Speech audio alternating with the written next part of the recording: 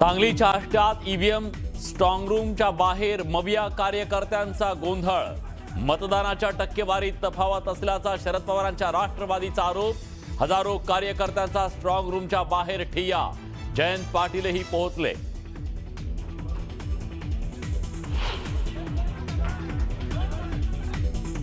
पोलिसवाला मारते मागे कार्यक्रम ठेवून त्याला काय अधिकार? हा तू त्याला पहिले हाय का तो खराब बोगस पकडणं पहिले।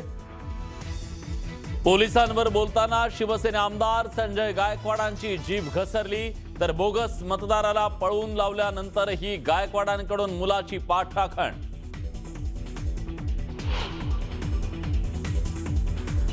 गद्दारांचा बुडबुडा फुटला। आता आपसात बाचाबाची। महायुतीतल्या वादावरून उद्धव ठाकरेंचा हल्लाबोल, तर एकनाथ शिंदेंच्या बॅनरवरूनही टोलेबाजी। मुंबईतल्या मतदार याद्यांबाबत धक्कादायक माहिती समोर। यादीत दुबार नव्हे तर 103 वेळा 4 व्यक्तींची नावं। मुंबईत तब्बल 4,33,000 नावं, एकापेक्षा जास्त।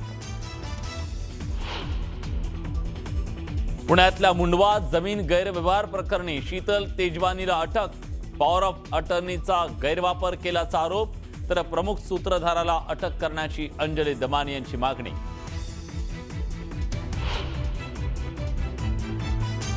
राज ठाकरेंनी निवासस्थानी जाऊन घेतली संजय राऊतांची भेट। राज ठाकरेंकडून राऊतांच्या तब्येतीची विचारपूस, तर मुख्यमंत्री आणि राऊतांची एका लग्न समारंभात भेट। दोघांमध्ये 20 मिनिट चर्चा।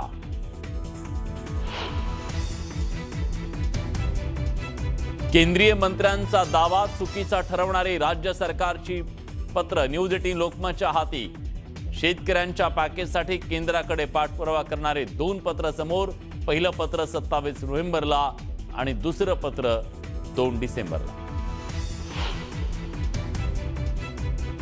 केंद्रीय कृषी मंत्र्यांचं लोकसभेत उत्तर। महाराष्ट्र सरकारनं अतिवृष्टीबाबतचा प्रस्ताव पाठवला। 27 तारखेला मदतीबाबत प्रस्ताव पाठवल्याची माहिती। आणि छत्तीसगडच्या बिजापूर जिल्ह्यात माओवाद्यांसोबत मोठी चकमकीत 5 माओवादी ठार। माओवाद्यांच्या हल्ल्यात 2 जवान शहीद।